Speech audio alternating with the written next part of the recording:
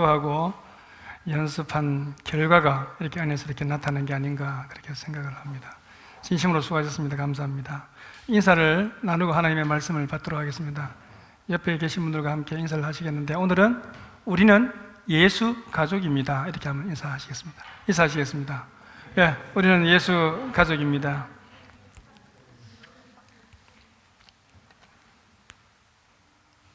성경을 읽어야 예수님이 보입니다.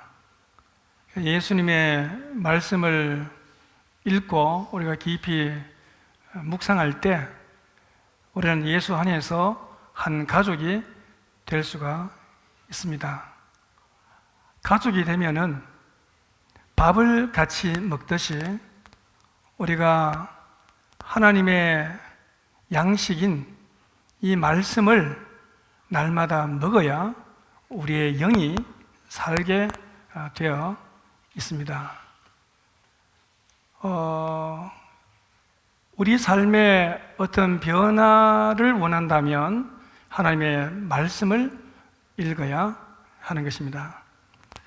미국의 기독교 방송 굿 뉴스 브로드캐스팅이 조사한 바에 의하면은 이런 조사가 나와 있습니다. 일주일에 4일 이상 성경을 읽는 사람들의 특징을 이렇게 흥미롭게 전하고 있습니다. 과음은 62% 줍니다. 바람은 59% 덜 피웁니다. 거짓말을 28% 덜 합니다. 헌금은 416%를 더 낸다고 합니다. 전도는 228% 더 합니다. 그리고 외로움을 30%덜 느낍니다. 불안감은 14%가 줍니다. 그리고 양육에 231%더 참여합니다. 부정적인 생각이 36%나 줄어들고 마음의 죄책감은 26%가 줄어든다고 합니다. 이렇게 말씀을 읽고 예수님을 가까이 하는 사람은 삶에 뚜렷한 변화가 일어나는 것입니다. 오늘 이 아침에도 예수님의 말씀을 통해서 놀라운 변화가 저와 영신가족 여러분들을 위해 일어나면 좋겠습니다. 오늘 이 본문은 우리의 일반 상식을 뒤집는 말씀입니다. 예수님의 모친 마리아와 그의 동생들이 예수님을 만나서 무엇인가 말을 하려고 예수님께 찾아왔습니다. 그런데 그들이 예수님께 선뜻 나아가지 못하고 밖에 서 있었던 까닭은 아마 예수님께서 그 많은 사람들에게 둘러싸여 있었기 때문에 쉽게 접근할 수 없었을 것으로 여겨집니다. 이 사실을 누가복음서에서는 이렇게 기록하고 있습니다. 예수의 모친과 그 동생들이 왔으나 무리를 인하여 가까이 가지 못하니 라고 설명하고 있습니다. 여기서 마리아와 그 동생들이 가까이 가지 못하고 서 있었다고 하는 것이 중요한 것이 아닙니다. 우리가 생각해야 할 것은 그들이 왜 예수님을 찾아왔는가 하는 것입니다. 여러분, 왜 찾아왔을까요?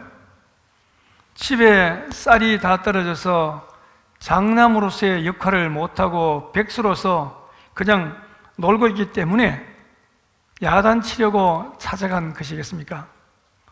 본문의 상황으로 보아서 이 당시 예수님의 육신의 아버지인 요셉은 이미 죽었을 가능성이 높습니다. 왜냐하면 요셉에 대한 기록은 더 이상 이후에 찾아보기 어려울 뿐만 아니라 가족들의 행동을 결정하는 일을 마리아가 중심이 되어서 맡고 있는 것을 우리가 볼 수 있기 때문입니다.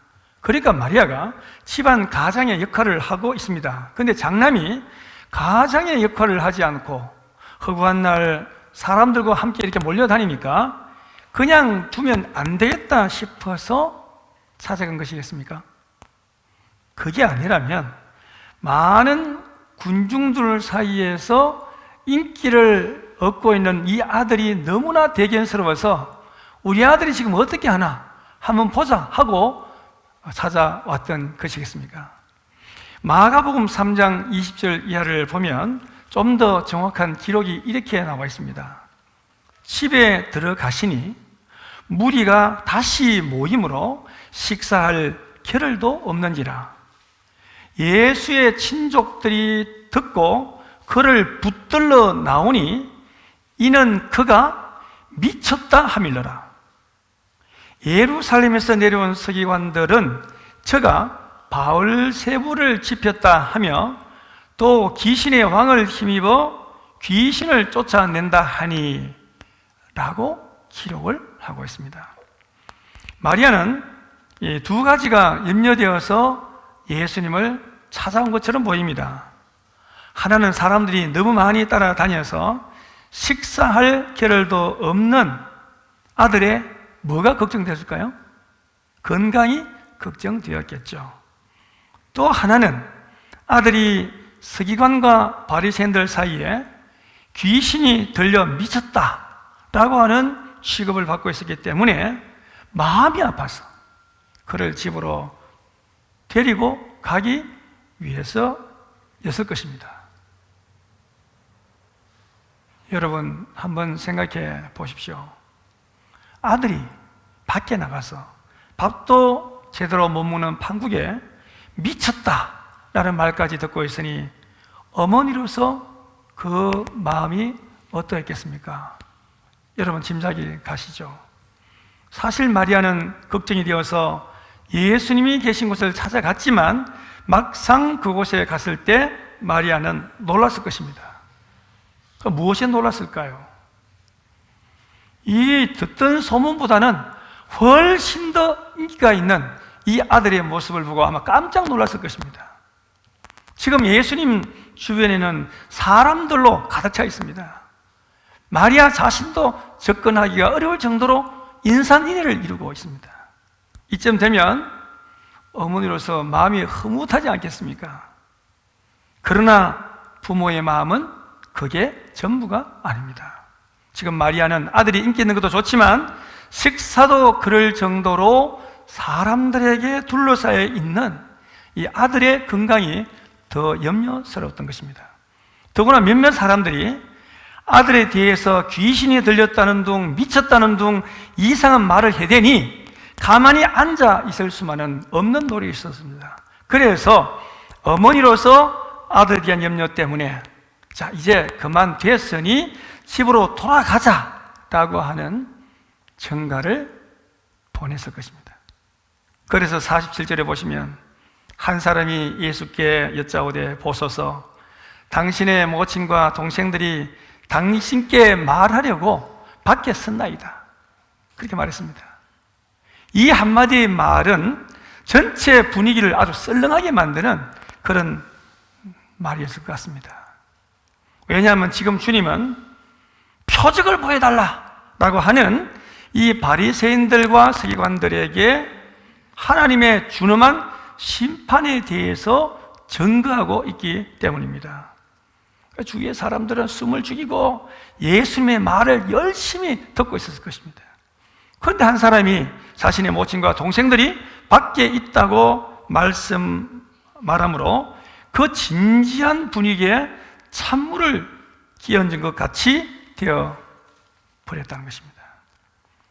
하지만 우리 주님은 어떤 상황에서도 당황하거나 주저하지 않습니다. 머뭇거리지 않습니다. 주님은 곧 그에게 이렇게 물으십니다. 48절 말씀에 보시면은 말하던 사람에게 대답하여 이르시되 누가 내 어머니며 내 동생들이냐 이렇게 되물으셨어요. 왜 이렇게 되물었을까요? 그 다음에 나오는 이 말씀을 하시기 위해서입니다. 49절로 50절 말씀에 손을 내밀어 제자들을 가리켜 이르시되 나의 어머니와 나의 동생들을 보라. 누구든지 하늘에 계신 내 아버지의 뜻대로 하는 자가 내 형제요 자매요 어머니이다 하시더라. 아멘. 그렇게 말씀하고 있습니다. 이 말씀을 하시기 위해서 예수님께 되물으신 것입니다. 이 말씀은 그 안에 있던 여러 사람들을 당황하게 했을 것입니다. 먼저는 당신의 모친과 동생들이 찾아왔다는 이 말을 전한 사람이 당황했을 것입니다. 또한 느닷없이 지적당한 제자들도 당황을 했을 것입니다. 예수님의 이 말씀을 밖에 있던 마리아나 동생들이 들었는지 못 들었는지 알 수는 없지만 만약 들었다고 하면은 당황 정도가 아니라 크게 분노하지 않았겠나 그렇게 생각합니다. 왜냐하면 엄마와 동생들을 바로 앞에 두고서 엉뚱한 사람들을 가리켜서 형제요, 자매요, 모친이다 이렇게 말을 했으니까 어찌 충격적이지 않겠습니까? 한번 생각해 보십시오. 우리 주님은 한 번도 어머니를 무시하거나 혈육에 대한 그 관심을 저버린 일이 없으십니다. 주님도 효자였었어요. 십자가의 그 고통 속에서도 제자 요한에게 내 어머니를 잘 부탁한다고 부탁을 했습니다. 부활하신 후에도 혈육인 동생 야고보를 찾아 만나 주셨습니다. 그럼에도 불구하고 주님은 제자들을 향해서 내 형제요 자매라고 말씀을 하십니다. 또 누구든지 하늘에 계신 아버지의 뜻대로 행하는 자가 형제요 자매요 어머니라고 하십니다. 그런데 이 시점에서 우리가 생각해야 할 것은 주님은 지금 혈육을 무시하고 있는 말씀을 하고 있는 것이 아니라는 것입니다. 혈육에 얽매이지 않는 혈육을 넘어서는 새로운 가족 관계를 우리에게 말씀하고 있다는 것입니다. 아니, 혈육보다도 우선 되어져야 할 하나님의 부르심에 대해서 말씀하고 있습니다. 이 하나님의 부르심과 관계는 하나님을 아버지로 모신 사람들이 주님의 뜻대로 행할 때 형성되는 그런 관계입니다. 우리가 어떻게 하나님을 아버지라고 부를 수 있게 되었습니까? 예수 그리스도의 피 뿌린 복음 때문인 것입니다. 누가 나를 대신해서 죽어줄 수 있습니까? 우리가 그토록 세상을 의지해 보지만 그렇게 한다고 해서 세상이 우리를 영원히 돌봐줄 수 있습니까? 세상이 우리를 대신해서 죽어주지 못하는 것입니다. 하나님 없는 세상은 죽이려 하고 빼앗으려 하고 오히려 삼키려 한다는 것입니다. 오히려 내가 고난당하면 세상은 나에게서 등을 돌려버립니다. 욥이 고난당할 때 욥의 친구들이 등을 돌렸습니다. 심지어 사랑하는 아내마저 욥에게서 등을 돌려버렸습니다. 아무도 나를 대신하여 죽어주지 않습니다.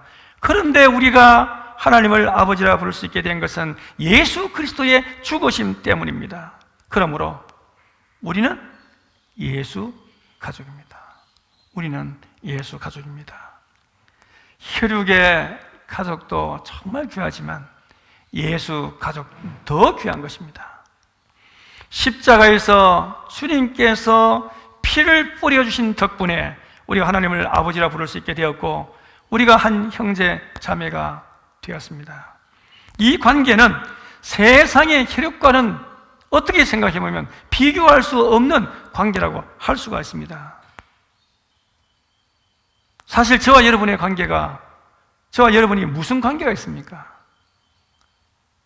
피가 섞였습니까? 아니면 한 집에서 같이 살았습니까? 아니면 학교 동문이라도 됩니까? 따지고 보면은 이 자리에 같이 앉아 있을 하등의 이유가 없습니다. 그런데 우리가 여기에 지금 함께 있다는 것입니다. 그것도 매주일 함께 합니다. 여러분, 이게 기적이 아니고 무엇입니까? 이게 기적이 아니고 무엇입니까? 신기하고 정말 놀랍습니다. 우리는 함께 있을 뿐 아니라 한 입으로 한 분 하나님을 찬양합니다. 또한 하나님 앞에 머리를 숙이고 기도하고 헌금하고 은혜를 나눕니다. 왜 이렇게 합니까? 다시 말씀드립니다. 예수님께서 우리를 대신해서 죽으신 그 죽으심과 그분의 피로 말미암아 우리가 한 형제 자매가 되었기 때문입니다. 부부도 살다가 돌았으면 남이 됩니다. 형제 자매 간에도 유산 상속 관계로 순식간에 원수처럼 지내는 가정들도 제가 많이 봤습니다. 자식과 부모 사이에도 등을 돌리는 경우를 저도 많이 봤습니다. 그러나 우리는 그리스도의 이 대속적 죽으심 때문에 한 형제 자매가 되었다는 것입니다. 이 관계는 그냥 한번 이렇게 스쳐 지나가는 그런 관계가 아니라는 것입니다. 영원한 관계인 것입니다. 에콰도르에 위대한 선교의 문을 열었던 위대한 선교사, 제가 존경하는 선교사 제임스 엘리어트라는 분이 있습니다. 이분이 오카 인디언들에게 복음을 전하다가 붙잡혀서 에콰도르 강가에서 이제 마지막으로 순교하면서 한 말이 참 감동적입니다. 그가 무슨 말을 했는가 하니까 이런 말을 했습니다. 결국은 붙들고 있을 수 없는 것을 버리는 자는 결코 어리석은 자가 아니다. 그리고는 순교했습니다. 그는 붙들 수 있는 영원한 것을 붙들기 위해서 이 세상에서 자기 목숨까지도 복음을 전하다가 버린 사람입니다. 여러분, 가정의 달 5월입니다. 부모님께 효도하십시오. 진심으로 부모님께 효도하십시오. 저는 효도하고 싶어도 효도할 분이 안 계십니다. 부모님 살아계실 때 효도하십시오. 순종하십시오. 그리고 형제 자매 간에 우애를 회복하시길 바랍니다. 자녀들을 노엽게 하지 말고 자녀들을 사랑으로 키우시기를 바랍니다. 그러나 이 모든 것들은 사실 영원하지 않다는 것입니다. 영원히 붙들 수 없습니다. 언젠가는 우리가 지고 있던 것 다 놓아야 합니다. 서로에게 분리가 찾아옵니다. 지나가는 것입니다. 지나가는 것에 인생을 올인하는 자는 어리석은 자입니다. 말씀을 맺겠습니다. 우리는 하늘에 계신 아버지의 뜻을 행하여야 할 한 형제요 한 자매입니다. 그리스도 예수 안에서 형제 자매된 우리의 관계는 저 영원한 하늘나라에서 영원히 지속될 것입니다. 우리는 예수 가족입니다. 진짜 예수 가족답게 살고 행하는 저와 여러분들이 다 되시기를 부활 승리하신 예수님 이름으로 축원합니다.